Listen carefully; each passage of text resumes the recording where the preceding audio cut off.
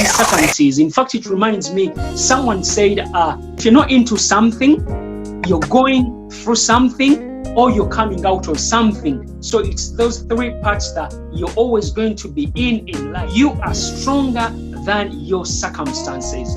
This is a time where you don't want to be in the same position you were when the pandemic came, and then when everything goes back to normal. For me, I need to clarify that you can actually choose the way you can think, feel, act, show up with whatever is. There's a need for a mindset shift. So the first thing is to re-strategize. What will you be doing different? What can I do to keep myself in the game?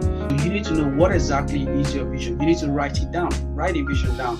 Know where you want to get to. And that will help you to also set some realistic goals on how you want to get there. It doesn't skill set that you need to develop. That's very important. You need to look inwards as well.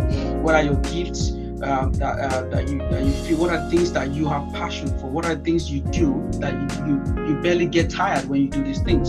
So that might be a signal for you that this is a special gift. The most important thing for me is you need to find your whys. What do I mean by that? You need to your why will be like a source of motivation, to be a means of motivation for you, like a driving force.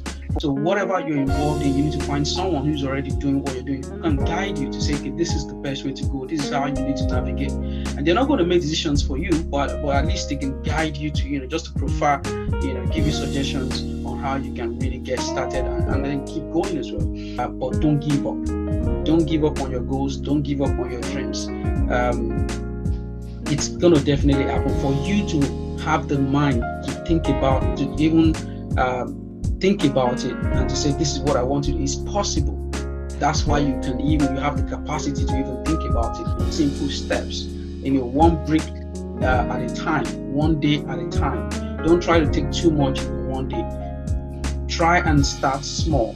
For whatever you want to get involved in, try and start small and then take it step by step, and never writing down your goals, guys. If you haven't got something to aim for, then you don't have a clue where you're going. So great kind of why. Having a bigger why for why you want to do it in the first place is extremely important, because I want you to understand the only thing that actually stops you is yourself, because everything comes down to you.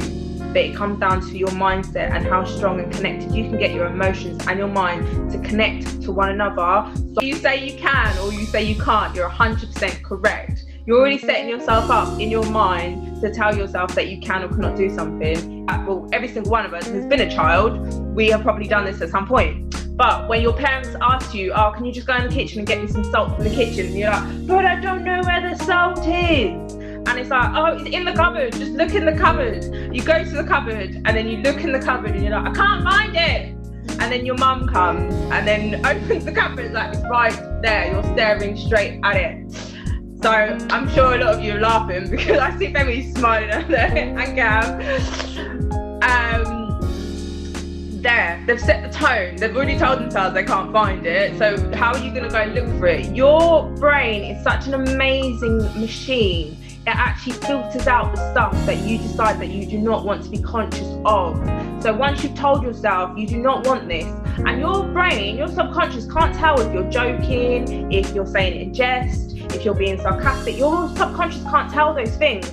Once you've said something out in word, and this is another thing, guys, speech, word is a very powerful thing. So be careful how you use your words. Because you're constantly speaking to your subconscious mind, and every time you talk about yourself, you talk about something you can or you cannot do, you're cementing that into your brain. Hebrews 4:16 says, let us then with confidence draw near to the throne of grace, that we may receive mercy and find grace to help in times of need. Amen.